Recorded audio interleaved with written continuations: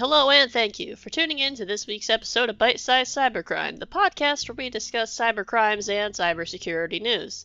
And this week we're going to be discussing a vulnerability in a popular command line utility that, although is one of the worst vulnerabilities in this utility in a long time, thankfully, was not as bad as it initially seemed. Curl is a command that allows you to transfer data over different protocols, most commonly to get data from websites using a command line instead of going through a standard web browser and downloading normally. On October 4th, Daniel Stenberg, one of the curl developers, warned that their normal development cycle would be cut short and a new version of curl would release on October 11th to resolve two vulnerabilities, one rated low and one rated high.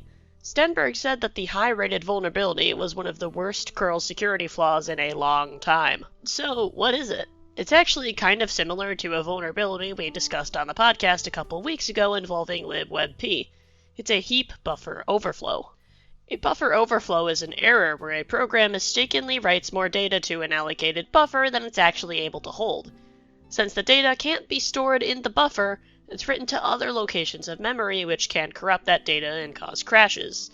Or in the worst case scenario, allowed for remote code execution. Remote code execution is, well, the ability to execute code on a system remotely, without directly controlling that machine. Being able to execute code into a system can allow a foothold into compromising that system and be a stepping stone for other attacks. So this is pretty bad because curl comes with a lot of operating systems, and people using curl could possibly lead to a compromise. But why was it less serious than we initially thought if it's everywhere? When it comes to vulnerabilities, you have to consider a lot of things, which is not only how bad it can be if exploited and what systems it's on, but how easily it can be exploited. If it's difficult to exploit, attackers will simply find another one to use. This vulnerability isn't necessarily difficult to exploit. Several people have demonstrated a proof of concept, but what it does require is a special set of circumstances that probably don't apply to most curl users. The circumstances are as follows. Curl must be using a SOCKS 5 proxy. A proxy is an intermediate server between a client, you, and another server, and it can be used so you don't have to interact with the server directly. You go through, well, a proxy. A lot of VPN servers offer a SOCKS proxy to allow you to change your location and watch Netflix in the UK to see shows they don't have on the US version.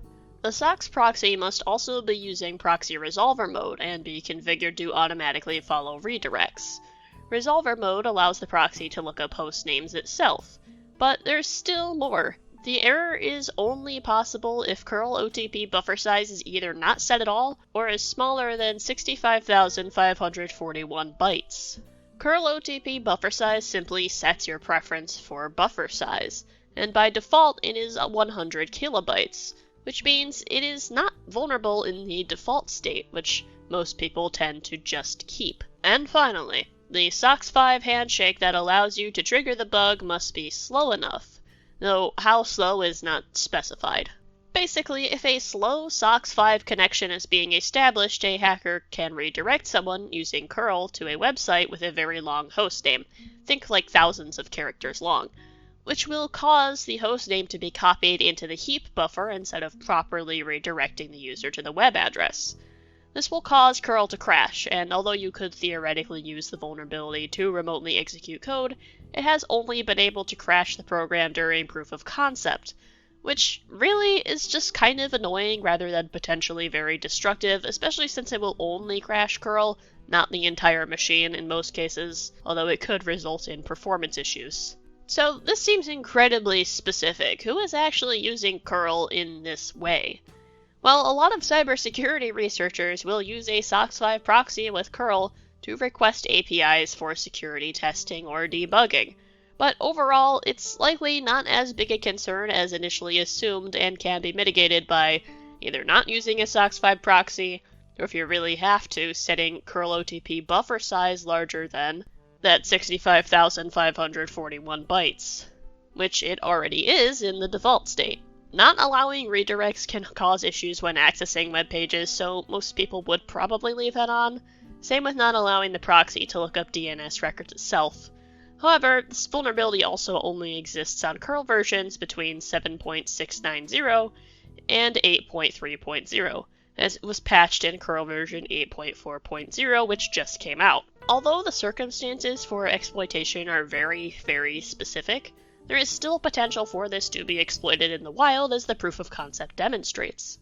It's not unlikely that curl OTP buffer size would be unset by a script that automatically sets configurations to maintain a consistent state, or that it's set lower than what is recommended. Configuration errors are easy to overlook, especially when it comes to new vulnerabilities that exploit them. Human error may seem like a silly mistake, but sometimes all it takes is the right mistake to be dangerous. It's also possible one would intentionally unset curl OTP buffer size due to performance issues, and then just forget about it. Thankfully, though, this is pretty easy to check once you know about the vulnerability and you can set it. Thank you to Bleepy Computer, The Hacker News, Qualis Tenable, and of course Daniel Stenberg for information on this vulnerability. And I would like to extend my thanks to you for tuning into this week's episode of Bite-Sized Cybercrime. My name is Chloe Tonis, and until next time, stay secure.